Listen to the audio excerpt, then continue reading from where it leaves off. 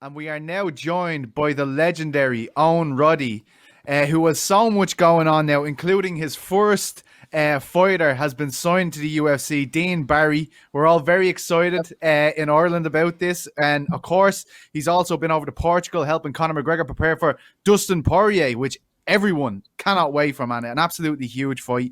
On top of that, you have one hit management, you have the shadow fight goods. You have a lot going Yeah, on here, on Roddy. So But we'll much. start at the yeah. top. How are you? Fantastic. It's good to be on, boys. Good to chat to you all again. Yeah, it's been a mad year, as we all know. It's been a crazy one, but I've been flat to the mat as always. Do you know what I mean? Trying to get some Brilliant, stuff done. brilliant. But yeah, it's the start of the year started out bad. Well, it Excellent. started out great in January.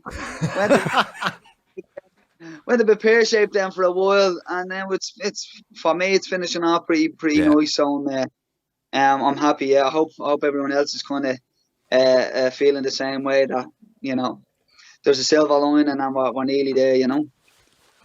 Yeah, well, look, Owen, I got to ask you first of all about Dean. It kind of came out of left. I've been hearing a few whispers over the last few weeks, but great to hear it's over the line. Dean, obviously, just 4 fights into his pro career, but a lot of people know him because of fantastic kickboxing background. He's highly decorated in point scoring kickboxing. I've seen a few Mm. videos of you holding the pads for him. Can you give us a bit of insight into Dean, what type of fighter we can expect to see when he eventually takes to the octagon? Yeah, so Dean is still relatively young in his MMA career. He's only 4 fights in, but he has a lifetime of martial arts experience. Phenomenal kickboxer, very very very tricky stand up fighter. He's got that very very nice traditional martial arts style, that kind of Lyoto Machida style, the Wonder Boy style, which is beautiful to watch. Wow. Very deceptive, and very devastating when used correctly, and you'll see that with Dean. He's a phenomenal striker, and he's been with me now, working with me for about 3 years now, and all he's really been focusing on is jiu-jitsu and his wrestling, and that's coming on leaps and bounds, and he's very very competent, very good defensively, and he's good positional wise, on the ground as well. But we all know it's his striking prowess and his ability to land shots and hit and not get hit. That's what Dean's going to showcase when we finally make the walk. Yeah, so it's a great time for me, man. It's been a goal of mine since I started coaching, and I went out on my own only 2.5 years ago. I went full time in SPG Charlestown. I invested in a huge gym, spent every penny I had on it. And we're starting to reap the rewards now, thank God. We've a good fight team, a lot of very good amateurs soon to turn pro. A lot of, junior world champions and stuff like that came through the ranks.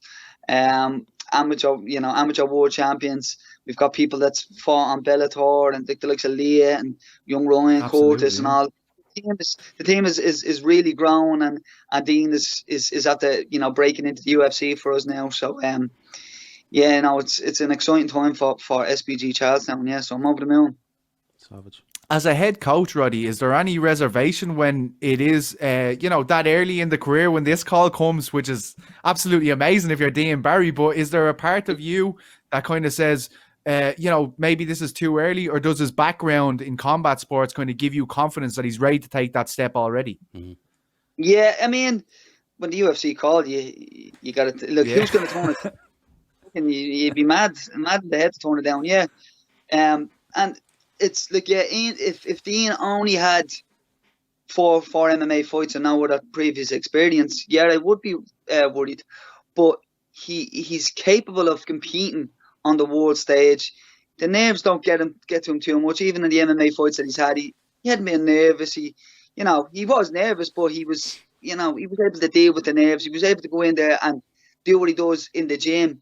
He was able to do it under the lights. And if you're capable of doing that, well then you're more than ready. And I believe that people don't realize how good he is on the feet, man.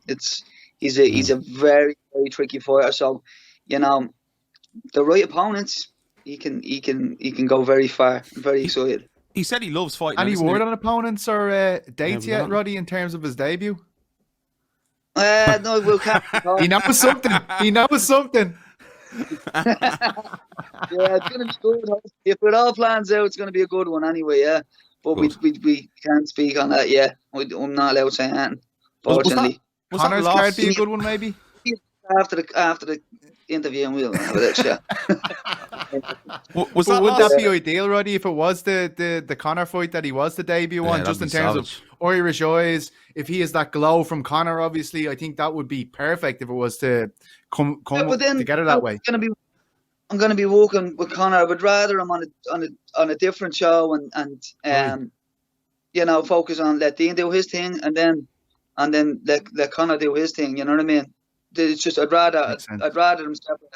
I'd rather just give myself 100% on the night for each of them. Do you know what I mean? Is that a massive interruption, Roddy? You know, does that get in the way of things? Because we see it with other coaches who like to have 3 or 4 on one card. They see it as a positive, but you obviously don't see it as a positive. Well, especially for this being the fourth one. Yeah. You know, for me personally, of SBG Charlestown, I would like to give all my attention to the one person instead of running backstage. Like, I don't know how John Kavanagh does it. 42 fights in a night, like. It's mental, all right. I'm surprised that he hasn't went to the wrong corner and started coaching the wrong person. It's fucking madness. I'm just saying, I don't know, it's madness, but like, you know, you got to do it. Like, but yeah, like for this one, it's a special one. So, you know, we'll say, listen, if it's on the same, I'll just do whatever it has to be done. You know what I mean? If it was my preference, I would like to do it, you know, at different times, you know. Fair enough. You have a bit of a run around scheduled for December 6th, as far as I can see, Roddy. You've got a hell of a team fronting up that clan war situation, and a guy I'm very excited about in Jer Harris, who won those amateur championships over the years. I think he's exceptional, and I'm really looking forward to what could be his amateur fight. You know, I know there's a few more guys on, but give us a bit of background on the fight team you're bringing to Clan Wars. Yeah, there's a heap of us going up to Clan Wars next week. We've got Cara, we've got Jer, we've got Sean fighting against Alex for the title. We've got Sarah, we've got Hugo. I think that's 5. Wow, I think 5. I think it's 5. Yeah. There might be, I don't know. There might be 1 or 2 more that's not 100% yet, but they're definitely confirmed. Yeah, it's exciting and all the guys that are fighting on the card, you know, like Carl is close to going pro. Jared is very close to going pro. Sean McConnell is close as well with the year Sean has had and the improvements he's made on the ground. This is a very tough fight for Sean. He's fighting Alex O'Sullivan, who fighter, is Alex. a phenomenal fighter.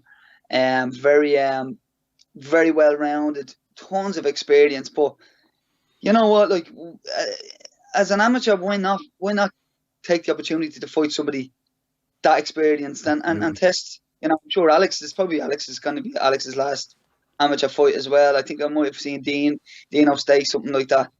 But Sean is phenomenal striker. Very, you know, he's hard to take down, and he's like basically this year he's just focused on jiu-jitsu. You know, So he's been down doing a little bit with Tom Birmingham in his place in Northside as well. So he's came on an awful lot. So we have that young Jared is one to watch as well. I like him, man. I think he's a ruthless little man in there. I love watching him fight. He's vicious.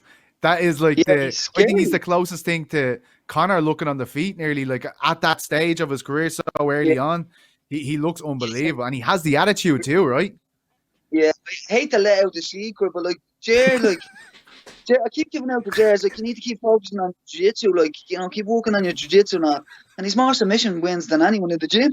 Like, it's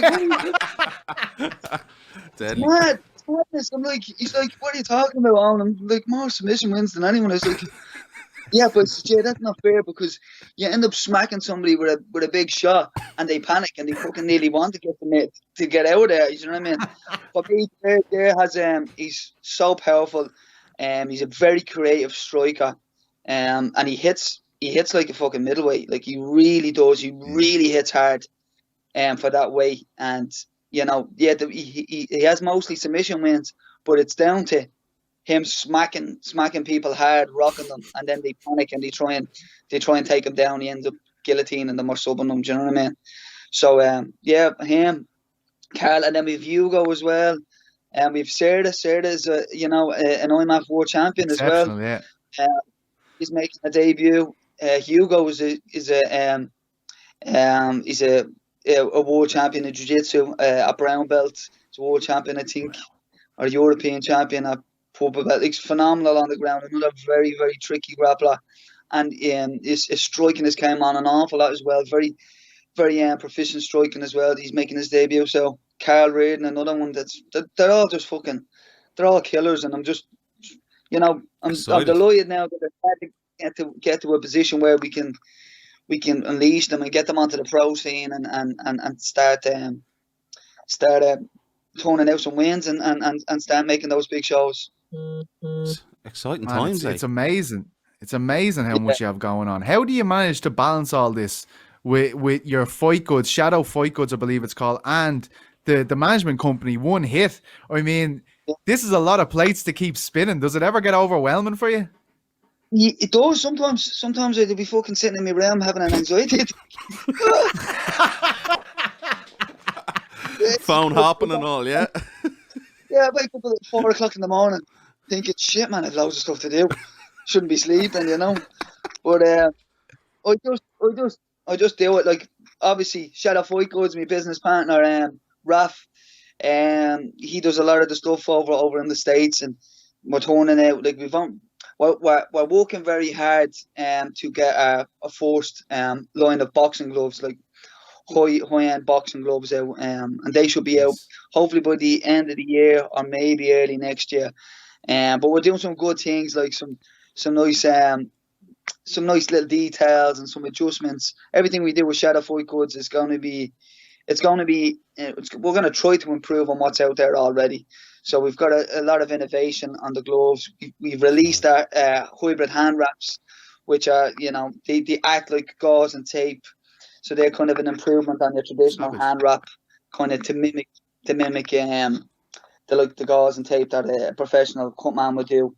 And then Paul, with the One Hit management, Paul is the man for that. I help out as much as I can, and I do introductions and I talk to brands and stuff like that, because my name would be known a little bit, But Paul is the one that's coming up with the marketing strategies, the strategies for the fighters, the social media strategies and stuff like that.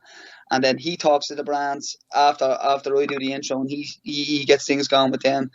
So yeah, I have a good team around me. That's it. Like, it's not all on me by any means. I'm just doing my part and trying to do as much as I can, and then we've a good team that's taking up the slack, that I'm not doing, basically, So no, that's amazing, man. Yeah, it's amazing that you've rigged it out like that. Unreal. It's and you're in Ireland now, Roddy. When, like, I know you were in Portugal, you come back, and then when do you plan to go back over to join the champ camp?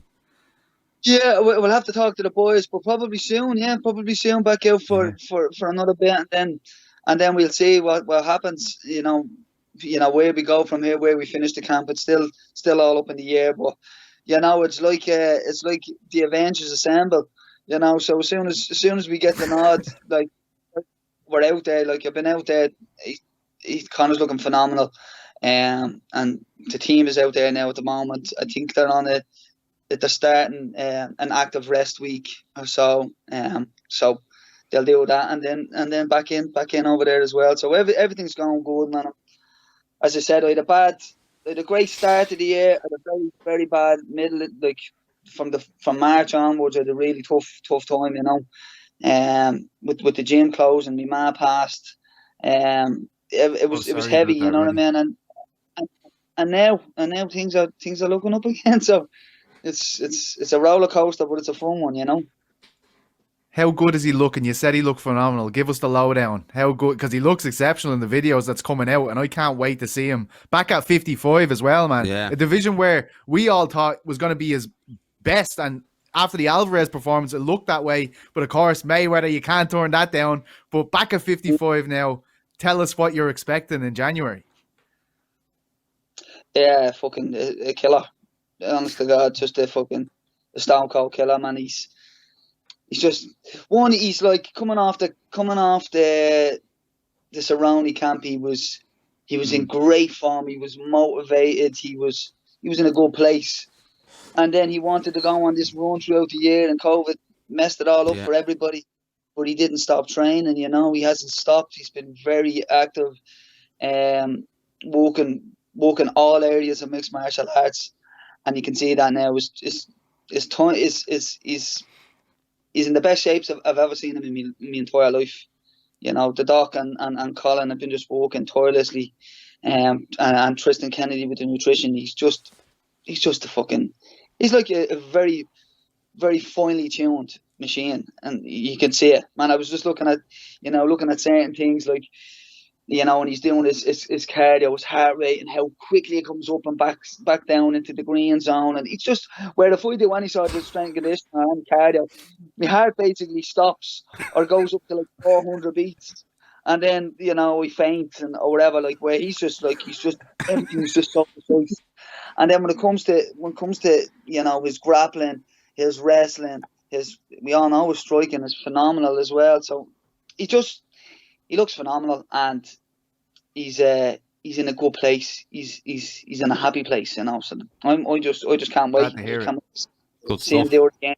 You know, it's going to be a great fight with Poirier as well. You know, Poirier is came on an awful lot since the first one. So yeah, it's going to be great. It's going to be great to see him back in there. The fans are going to love to have Conor back.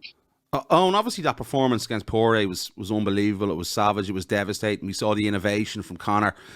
But speak to me about, obviously, the Khabib fight, the preparation for that. You know, Conor even said in that interview with Ariel that, you know, his mind wasn't in it, his head wasn't in it. But then the improvements we saw against Poirier at 170. Very regimented, yeah. Talk to me about the comparisons between those camps and where his head was at, you on looking as a coach.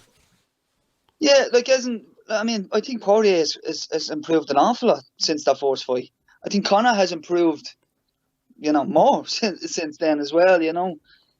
So they're definitely two better fighters than they were when they first met. But I still think that Conor is just the better fighter, you know. I just think he's too precise. Poirier is you know, his skills have definitely improved. His hands are very good, and, you know, he's tough and he's durable and he sets a good pace. But I don't see where he beats Conor. You know, I just don't see it. You know, Conor's just too good everywhere, too precise, too clinical with his striking. And is it the same kind of regimented schedule you guys put together for the Cerrone fight that seemed to work so well? I mean, Jesus, it was devastating on the night. Is it the same kind of thing where you have strict hours and all this kind of stuff? Yeah, everything is timing is perfect. Up early, train at the time, go home, eat, review the first session, back in for the second session, on time, do the session, you know, review the session, back in. It's a finely tuned machine that Conor has running there, and it's fucking working, you know. It's funny to see the situation, right, Roddy, with Khabib now retired or whatever, or kind of in between retired. Dustin Poirier has said, like, this should be the title fight, and me and Niall agreed as soon as Khabib hung up his gloves. We're like, how, as the UFC, can you not put Conor McGregor in a title fight, given his lineage, a champion of two divisions, always in the title conversation for that division? Where do you sit on that? Would you have liked to see them put the title on the line for this fight? Yeah, I definitely think it's the most obvious option for the title fight. So I don't know what they're doing in regards to it, but, you know, maybe they're just hoping to see Khabib come back. You know, I think that's probably the most obvious reason why they haven't made a title fight.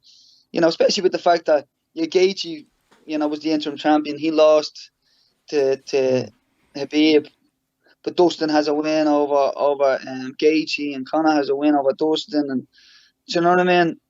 But you know what? It's if Khabib does stay retired, there's a lot of fights that will have to be played out. You know what I mean? Oh, There's it's so many savage. that can happen. The division is it's in a very exciting position, and Yeah, then maybe then Khabib comes out again, I was going to say to you, I think it's about sort of getting a definitive answer, I think, is what people want, so the division can sort of move on and play out. I know MMA retirements and all that, but do you look at it then as more exciting if he's not there, as you just said there? Because there's a world of fights if we talk about strikers. Like, it's unbelievable, isn't it? Yeah, Yeah, I love it. exciting vision, there's so many good fights, You've got the Gaethje, you've got Chandler, you've got Hooker, you've got Ferguson, you've got Poirier, and then even the Sanyos is back as well. So there's just so many fights that can happen. So it does leave the division kind of wide open, and it makes for a lot of very exciting fights for very big rewards. You know what I mean? So I'm excited to be just looking at the division and seeing what the crack is. I think this is a cracking fight for Conor, and just goes in there, does his thing, and then surely it has to be a title fight. Yeah, I mean, I think that the calls for the Khabib fight will become deafening though after this. Like, if he goes in and he does what he did to Poirier the last time, like, I mean, where else is there to go, really? I can imagine fans saying a White being like, we need to get this rematch on. Like, do you feel as though if Conor looks like the best version of Conor, who I consider one of the best fighter in the world at the height of his power, if he comes out looking like that against Poirier, do you believe there will be a lot of tension on Khabib to come back and take that rematch? And is that something that would excite you guys, getting that rematch? I'd imagine so. Like, yeah, it's an amazing fight, the Khabib fight. But I don't know. It doesn't look like Khabib wants to come back at the moment. And at the end of the day, like, Conor will fight whoever. Do you know what I mean? Like, if Khabib doesn't want to come back, Conor will fight the next in line, and he'll fight them all until he gets the belt, and then he'll fight whoever else after that. He doesn't, Conor's always been like that. He doesn't care. He'll just fight whoever's in front of him, whoever he feels like, is going to get him that belt again. And whether it's any of the five that I mentioned, or whether Khabib comes back and it's Khabib again, that's suppose that's all on Dana and what Dana is looking at. He's probably still trying to figure things out. It's been a mental year, I'm sure. So he's just trying to figure things out. But the main thing for us now is Poirier, because Poirier poses a lot of threats, and you can't go in there and you can't sleep on him. And we're not going to sleep on him. Do you think there'll be any regrets on? Conor self-admittedly criticised his mindset and his preparation for that first Khabib fight. If Khabib does stay retired, do you think there'll be any regrets from Conor regarding his preparation for that first fight between the pair? No, I don't think. I wouldn't think so. Look, at the end of the day, what happened in the camp happened in the camp, and the way the whole the fight went that way. It is what it is. I don't think Conor would have any regrets on anything he's done. You know what I mean? At the end of the day, he's in a phenomenal position, in his fighting career, in all his businesses, and with his family, everything. He's in a phenomenal position. So, for me personally, I would never regret anything. Because if you regret stuff, like, you wouldn't be, if you changed anything, you wouldn't be in the position you're in today. And I'd imagine he's the same. Like, if that fight doesn't happen again, it doesn't matter, because there's a lot of people there in front of him that he can go through. So, if it does come about again, he'll be ready and prepared for that one. So it's just. Does Dave Fogarty still talk to you when you see him over there, or does he act like a celebrity now? Like, what's the story with Dave? Are you allowed to be in a certain proximity to him anymore, or is he still a man of the people, or is all this Instagram and celebrity fame gone to his head? Dave, when I talk to Dave, I have to look at the. You can't look him directly in. Oh, it's one of those, is it? Val Kilmer famously did that. Dave's a mad thing. Now I get an awful lot of stick when I go back and chat to him over that. He's some young fella for firing the stick out, Dave. Jesus Christ. Yeah, Dave is the man with the plan. You know, Dave takes the shots, man. He's very good at what he does as well. You know. Any look on him going pro anytime soon? Owen? Dave just hasn't had the time to fight. Like he wants to fight again. You know, down the line, if we can get him onto another line match, I think he'd love to do that because he has the opportunity to fight good few fights in a row. Like Dave is like he's a world silver medalist. He's a world silver medalist. He's a European bronze medalist. Very, very good fighter. Phenomenal on the ground. Doing a bit of pad work with him as well with him over there, and his striking is getting a lot better. Starting to generate a lot more power out of strikes. But yeah, he likes to fight as well, Dave. So we'll see. It'd be good opportunity for him to get a few more fights again. Drag Neil Seary out of retirement, maybe put on an Irish flyweight title, maybe. You know what I mean? Gollum, Smeagol himself. Now Neil's a bleeding. Neil's a hefty fuck. You know. He's a mad spread, isn't he? El Seary. Jesus Christ. Yeah. Well, Roddy, that is everything we have for you, man. Thank you so much for coming on to speak to us. I'm delighted for you. I think this is a huge moment for you, and I think it's going to pave the way for a whole lot of success in the few guys you have coming up to the pro ranks. And congratulations to Dean and yourself. And make sure you tell us when he's going to make that debut, man. Yeah, I'll keep us informed, man. It'll be announced soon enough. But yeah, I'm buzzing, man. Thanks for the support, man. It's great to get on and have a chat with you boys, and we'll touch base soon enough. Yeah. Appreciate it, Thanks a million. Roddy. Thanks so much, man. Cheers. Hello, guys. If you want to hear more of The Bash, you can subscribe to us on all our wonderful channels on iTunes, Spotify, YouTube, and all that other shit. And click the links below. Click the links below, the notification button. It comes straight to your phone if we've any fresh content. And also hit the subscribe button. It does help. You're some plonker. It's very serious.